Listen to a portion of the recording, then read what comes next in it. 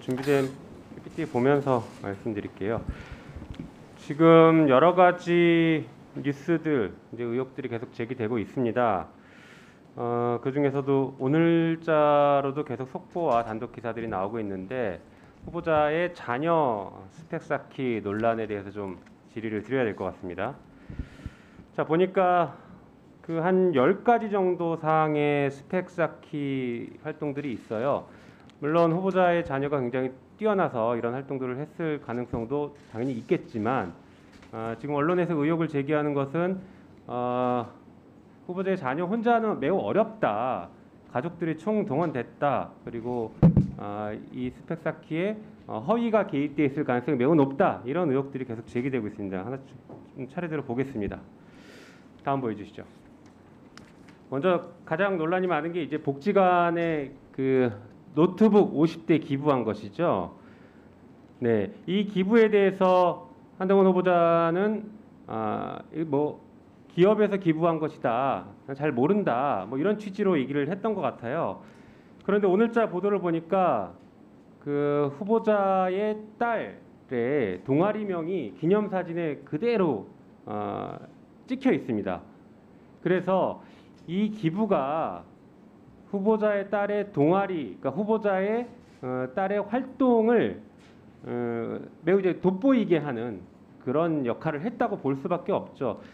그런데 이런 그 기부 행위가 정상적인 기부 행위였냐, 갑작스럽게 기부가 된 것이냐, 여러 가지 좀 논란이 있는데 보니까 후보자의 배우자와 이 회사 임원이 같은 동문이어서 기부를 해준 것 아니냐라는 의혹이 있습니다. 이런 의혹들 같은 경우에 따라서는 제3자 뇌물죄나 배임 증죄죄가 성립될 수 있을 것 같습니다. 이 부분에 대한 수사가 필요하지 않을까, 이미 고발도 진행됐습니다. 수사가 필요하지 않을까 생각이 됩니다. 다음 보여주시죠. 자, 3M 아까 얘기했던 그 기업은 복지관에 노트북을 기부한 기업은 3M인데 그 3M이 또 등장합니다. 해당 기업이 후원한 논문 대회에서 후보자의 딸이 금상을 수상합니다. 그런데 수상했던 논문 같은 경우에는 대필 의혹이 나오고 있는 논문이에요. 이것 역시 지금 범죄가 성립할 수 있지 않을까 싶습니다. 대필 의혹한 논문을 제출했고 그 제출한 논문을 가지고 상을 탔다. 이러면 업무방해죄 성립될 수 있지 않겠습니까? 후보자가 그동안 그토록 강조했던 공정과 정의, 상식에 비추어 보면 당연히 수사 대상이 될 것으로 보여집니다. 다음 보여주시죠. 자, 그리고 후보자의 딸이 인터뷰했던 내용 중에서는 인천시장상을 받았다라고 했는데 보니까 인천시 의회 의장상 얘기가 나오고 있죠. 그러나 이 상을 또 왜 받을 수 있었는지에 대한 공적 조서가 지금 제출이 안 돼서 그 내용을 좀 확인할 필요가 있을 것 같습니다. 신속하게 제출을 해주실 수 있으면 좋겠어요. 그 다음에 프루덴셜 공동체 정신상 받았나라는 얘기가 있는데 이 역시 보면은 프루덴셜 공동체 정신상을 받은 것으로 얘기가 되고 있는데 확인해 보니까 이름을 찾을 수가 없습니다. 미국 프루덴셜 수상자 명단에 따님의 이름을 찾을 수가 없어요. 특히나 이것은 보니까 전국 중고생 자원봉사 대상 장려상이기 때문에 인터뷰에서 적시했던 프루덴셜 공동체 봉사상과 완전히 다른 상이다. 허위 인터뷰를 했다. 이런 의혹이 제기되고 있는 것입니다. 다음 보여주시죠. 네, 심각한 문제는 또 있습니다. 자녀 논문의 대필 정황이 보도되고 있습니다. 후보자는 그렇지 않을 거다라고 얘기했지만 이게 허위였죠. 후보자도 거짓말을 하신 거죠. 당장 케냐 대필 작가가 내가 했다라는 인터뷰를 했습니다. 다음 보여주시죠. 거기에서 그치지 않습니다. 다수의 논문과 전자책들, 후보자의 자녀가 지금 발간했다고 하는 것들이 표절 의혹이 매우 강하게 제기되고 있습니다. 그래서 타인 자료 무단 베낀 표절 전자책을 출판했다라는 보도가 있고 국제학술대회 논문도 표절이 확인됐다라고 하고 있습니다. 한편 돈만 내면 실어주는 약탈적 학술지의 논문이 다수 게재됐다 이렇게 얘기하고 있어요. 이런 경우에 따라서는 업무방해죄나 저작권법 위반으로 처벌받을 수 있는 사안이 아닐까 싶습니다. 다음 보여주시죠. 그 다음 넘겨주세요. 자, 이런 일들이 벌어진 시기가 참 애매합니다. 후보자가 2019년에 조국 당시 장관 후보자에 대한 수사를 지휘를 했죠. 당시 대검 반부패 부장으로서 지휘를 했는데 그 이후에 벌어진 것입니다.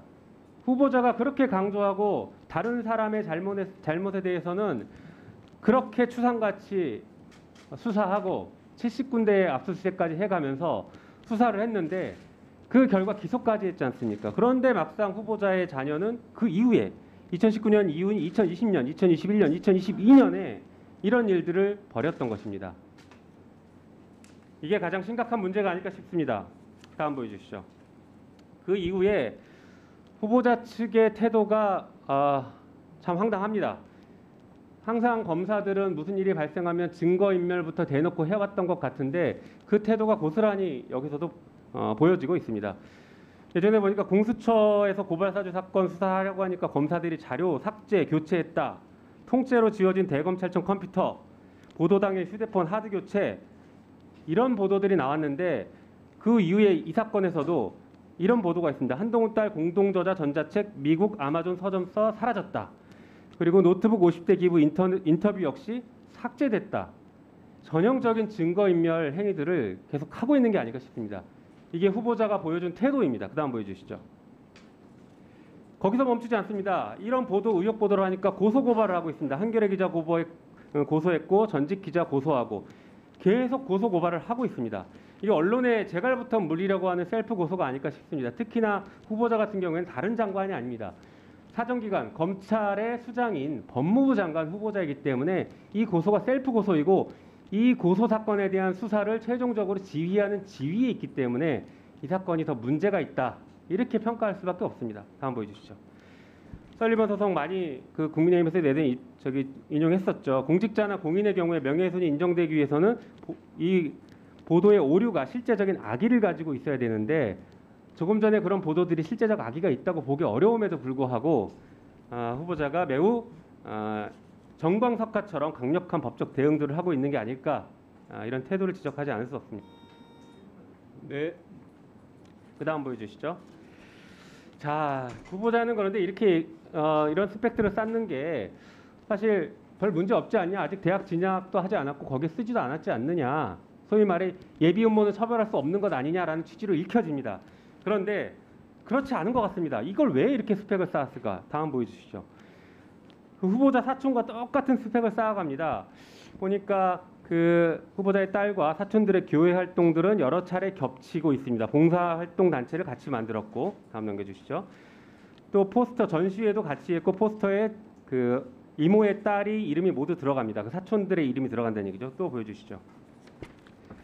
또 환경 문제를 다루는 어떤 커뮤니티, 장애인 커뮤니티 이사나 수학클럽 회장 등을 맡은 등의 스펙을 비슷하게 유지합니다. 다음 보여주시죠. 이런 여러 가지 스펙들을 쌓고 나서 다음 보여주시죠. 영어 번역도 그렇고 사촌들이 보니까 아이비리그 대학에 입학을 했어요. 후보자의 딸도 똑같은 코스를 걷기 위해서 이런 생각을 했던 것으로 보여지는데 여전히 아니냐고 얘기하실 수 있고 그렇게 주장하실 수 있겠습니까? 공정하다고 평가하실 수 있겠습니까? 여기에 대한 입장과 지금 당장 수사가 필요한지에 대한 입장과 답변하십시오. 예. 너무 많이 말씀해 주셔서 어떤 부분을 먼저 대답해야 될지가 조금 애매한데요. 개괄적으로 말씀드리면은 사실 저는 솔직히 이 교육 과정에서는 잘 알지는 못합니다. 제가 관여를 하지 않았고 대개 그 시기가 제가 이제 지방으로 좌천돼 있을 때라서 제가 상황은 몰랐는데 이 과정을 좀 들어보니까 대개 뭐 지금 말씀하시는 논문이라고 하는 것들은 논문 수준은 아니고요. 고등학생이 어떤 연습용으로 한 리포트 정도 수준의 짧은 글들, 2-3페이지, 많으면 6페이지 정도짜리 그런 영문 글들을 모은 것입니다. 그리고 그것이 실제로 입시에 사용된 사실이 전혀 없고 그리고 그 글이 입시에 사용될 계획도 없습니다. 그런데다가 나아가서 학교에도 제출한 사실이 없는 글들입니다. 그러니까 제 딸이 이제 국제 학교를 다니고 있는데요. 거기서 하는 과정에서 자기가 학습하는 아카이브 같은 걸 쌓은 것이다. 저는 이렇게 설명을 들은 상태이고요.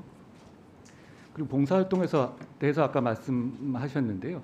그거는 지금 일회성으로 하는 것이 아니라 3년 가까이 계속 하고 있는 일이고 취약계층이 있는 이 아동들을 상대로 제 딸 같은 경우는 이제 국제학교에 다니고 주위에 친구들이 네이티브 영어들이 많으니까 그것을 이제 줌으로 연결해서 서로 좋은 일을 할 수 있지 않을까 하는 상태에서 시작한 것이고 실제로 거기서 도움을 받고 있는 분들도 많은 것으로 알고 있습니다. 그런 과정에서 그 아동 시설에서 노트북이 부족해서 거기에 대해서 이제 노트북을 자기 노트북을 좀 구해서 주다가 그래서 그 기업에서 폐기 처분할 불용 용도의 노트북을 기증한 것인데요. 저는 그것이 크게 문제되는 것이 아니고 오히려 장려해야 될 부분이 아닌가 생각합니다. 그러지 않았으면 폐기 처분될 내용들이 지금 취약계층 아동의 영어 공부에 쓰일 수 있으면 좋은 일 아니겠습니까? 그리고 너무 많이 말씀하셨죠. 그리고 서울시, 인천시 그 상장 같은 경우는 원래 이게 오보가 먼저 나왔었고 그리고 민주당에서도 이게 서울시가 가짜다 이런 주장을 좀 하셨었다가 사실이 아닌 걸로 드러났지 않습니까? 나머지 상들도 그걸 제가 없는 거를 있다고 말씀드리진 않겠습니까? 제가 그렇게 말씀드리고 싶고요. 그리고 제 딸이 지금 미성년 상태입니다. 그리고 어떻게 보면 좌표 찍기를 당한 이후에 이메일이라든가 그 사이트로 굉장한 욕설과 그런 미성년자로서 좀 감당하기 어려운 공격을 당하고 있어서 굉장히 충격을 받은 상태고요. 그래서 본인한테 본인이 지금 어려운 상황이기 때문에 그리고 뭐 지우는 거 말씀하셨는데 제 딸 외에도 다른 뭐 봉사활동 가담자들도 그 다 미성년자거든요. 그럼 본인들이 그걸로 인해서 지금 이 상황으로 해서 큰 공격을 받거나 큰 공격을 받고 싶지 않기 때문에 그런 자료들을 내리는 걸 뭐라고 욕할 수는 없지 않겠습니까? 그런 말씀 드리고요.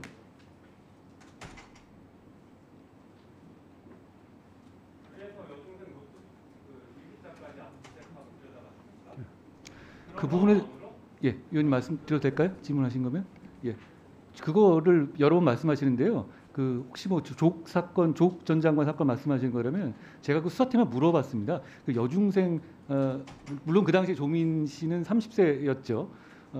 그 일기장을 압수한 적 있느냐 그랬더니 그런 사실이 없다고 합니다. 그건 아마 좀 잘못 알고 계신 것 같습니다. 지금 말씀드린 것처럼 입시에 쓰이지도 않았고 입시에 쓰일 계획도 없는 그 습작 수준의 글을 올린 것을 가지고 그 수사까지 말씀하시는 것은 좀 과한 말씀 같습니다. 네, 수고하셨습니다. 다음은 민형배 의원님 질의하시겠습니다.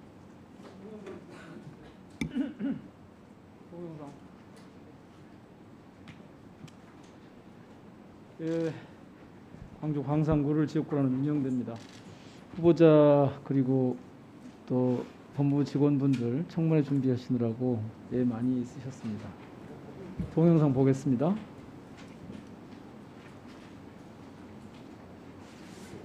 없어. 그럴 권리는 아무도 없는 거란다. 그건 죄야. 후보자께서도 아시죠 누군지?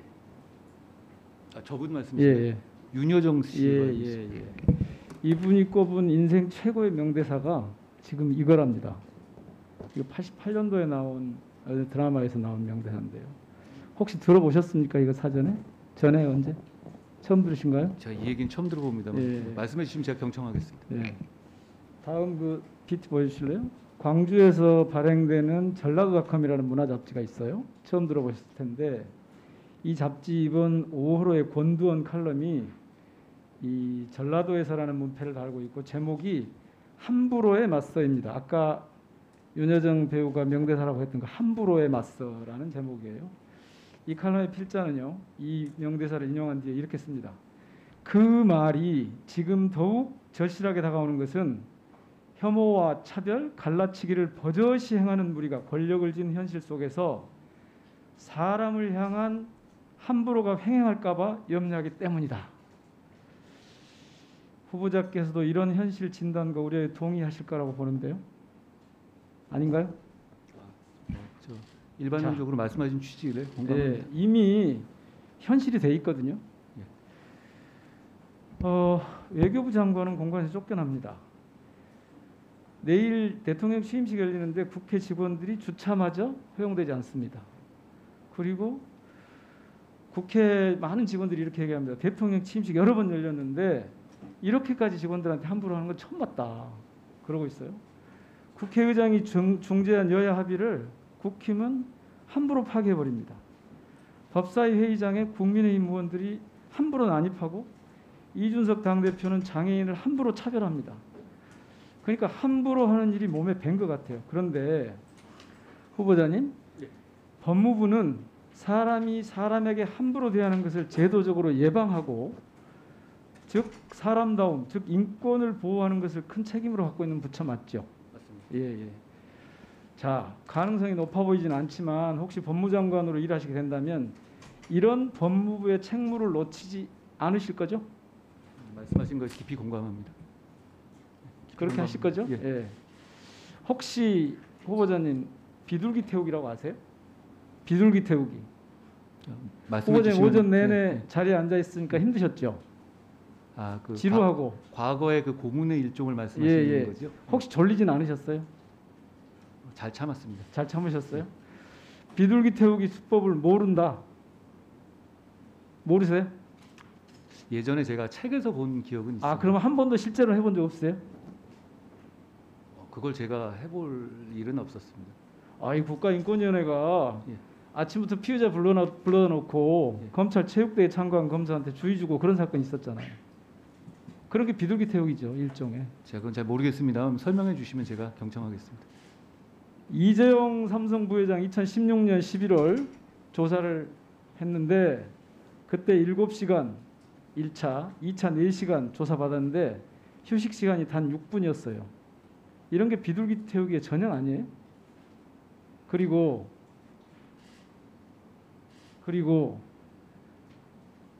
구속되어 있는 피의자들을 한 40번, 50번 불러놓고 실제 조사는 너댓 번밖에 안 는 경우가 꽤 있었거든요, 검찰에. 근데 그런 자료들을 좀 제출하라고 했더니 안 해요. 지금 안 하는데 이렇게 검찰에 대한 이미지가 되게 좀 두려움의 대상이에요. 그런데 자꾸 그거를 우리 후보자께서는 그렇게 해서 국민들의 편익이 정지될 거다 이렇게 표현을 하시더라고요. 검찰의 수사권을 계속 가지고 있으면 저는 거기에 동의하지 못합니다. 자, 어쨌든 대표적으로요. 기억하시죠? 2009년에 고 노무현 대통령 검찰 수사 과정 함부로 한 거 맞죠? 함부로 한 거잖아요, 당시. 심하게 함부로 한 거죠. 네, 말씀해 좀 듣겠습니다. 예. 사과하실 생각 없으세요? 제가 관여하지 않았던 일에 대해서 그래요. 저보고 그러면 사과 조국 요구하시는 수사, 건 맞아요. 조국 장관 수사 조금 전에 말씀하셨죠? 그때도 함부로 그리고 심하게 했어요. 노무현 대통령 결국 죽음으로 끝났고 그래서 다들 검찰의 정치적 살인이다 이렇게 얘기하는 거잖아요. 그리고 조국 장관 온 국민이 다 알다시피 70회가 넘는 압수수색 했어요. 과잉수 한 거죠. 검찰이 함부로 한 거 아닌가요? 저는 그때 어려운 여건에서 당사자였습니다. 최선을 다했다고 생각합니다. 최선을 다했다. 예. 과잉 수사를 했느냐고 제가 물었는데 최선을 다했다고 하면 검찰이 한 아니요, 모든 저는 행위는 과잉 수사라고 말씀드린 게 과잉 수사가 아니었다고 말씀드린 겁니다. 과잉 수사가 아니었다고요? 예. 아니 세상의 모든 사람들이 과잉 수사라고 하는데 과잉 수사가 당사자는 아니었다고 하니까 그러면 앞으로도 계속 그렇게 하시겠다는 건가요? 그거는 사건에 대해 당사자가 어떤 음모론을 펴면서 수사팀을 공격하고 그리고 그 여론을 동원해서 수사팀을 공격하고 아니 여론을 뻔한 제대로 상황에 동원한 대해서 건 거부할 후보자가 경우에는 당시에 집중적인 수사할 수밖에 없습니다. 후보자였죠. 여론을 가지고 장난친 건. 아니 다 아는 사실을 지금 그걸 아니라고 부정을 하면 어떻게 합니까? 평가는 흘려주기 국민들이 하실 피해 것 사실 흘려주기 끊임없이 하고 심지어는 소문이 편집국장이라고 소문났던데 검찰에요. 기자들한테 제목을 일일이 알려줬다는 거 아니에요? 사실이 아니고요. 저는 조국 사건에 대해서 사과하신 걸로 자. 알고 조국 사태를 강을 건넜다 하셨는데 그럼 저희가 조국 수사를 하지 말았어야 하여튼 했는지 수사- 그게 그렇게 여쭙고 싶습니다. 노무현 대통령의 죽음이든 조국 전 장관 가족 일가족에 대한 도륙이든 하여튼 사과할 의사가 없다는 말씀이시죠? 그리고 온당했다. 노 전 대통령 사건에 관해서는 제가 알지 못하고 제가 왜 관여한 바가 알지 없고요. 못해요? 그때 검찰에 제가 계셨는데. 관여한 바가 없고요. 조국 전 장관 사건은 제가 관여했는데 관여하지 그건 않았는데 사과 지금 사건이 법무부 장관 아니라고 생각합니다. 후보니까 당시 검찰이 그런 행위에 대해서 사과할 의사가 있냐고 묻는 거예요. 위원님, 제가 한 말씀 올려도 되겠습니까? 예, 짧게 하세요. 과거에 민주화 운동을 하던 경우에도 민간인을 고문하던 분도 계셨습니다. 그렇지만 그런 일을 가지고 옛날에 그런 일이 있었다고 해서 민주화 전체 민주화 운동 운동하던 전체를 분들이 민간인을 폄훼하지 않지 고문했다고- 않습니까? 그런데 과거에 있었던 어떤 저희가 관여하지 않았던 특정한 사안을 들어가지고 어떤 기관 자체를 폄훼하고 그리고 그 기능 자체를 없애야 한다고 하는 것은 좀 잠깐만요, 동감하기 잠깐만요. 어렵습니다. 조금 전에 후보자께서 민주화 운동을 하던 분들도 민간인을 고문했다고 그러셨나요? 저는 그렇게 알고 있는 사례가 있습니다. 그거 자료로 제출해 주시고요. 예, 그렇게 하겠습니다. 제가 서면 답변서에 대해서 자료를 좀 요청을 하려고 그랬는데 우선 하나만 좀 하죠. 제가 나머지는 제가 그 자료를 하기로 하고. 이번에 후보자는 형사사법을 직접 담당하는 검사들이 국민께 문제점을 설명드리고 의견을 표명하는 것은 직업적 양심에 따른 의사표현이라고 했고, 그렇습니다. 수사기소 분리 법안에 대해서도 같은 뜻을 표명을 했어요. 그런데 예전에 세월호 시국선언 교사들 파면당했고요. 국가예산 담당하는 기재부는 정당 복지공학의 재원을 비판했다는 이유로 선관위로부터 선거법 위반 판단을 받았거든요. 검찰에게는 특권이 있어요? 집단 행동을 해도 괜찮은? 현장 상황을 책임지는 사람들 입장에서는 이렇게 잘못된 법이 잘못된 절차를 통해 통과됐었을 때 말할 의무가 있다고 생각합니다. 회의를 해서 의견을 모아서 그걸 공식적으로 제출하는 거와 언론에 대고 기자회견을 해가면서 집단행위를 하는 건 전혀 달라요. 나중에 혹시 법무장관으로 취임을 하면 이 부분을 어떻게 다루실 겁니까? 예. 당시에 국민들이 이 법이 진행되는 내용을 전혀 알지 못하셨고요. 그러니까 국민들께서 어떤 법이 통과되는지를 모르셨기 때문에 그것을 담당하는 법조에 있는 사람들이 그걸 알릴 의무는 있었다고 저는 생각합니다. 자, 수고하셨습니다.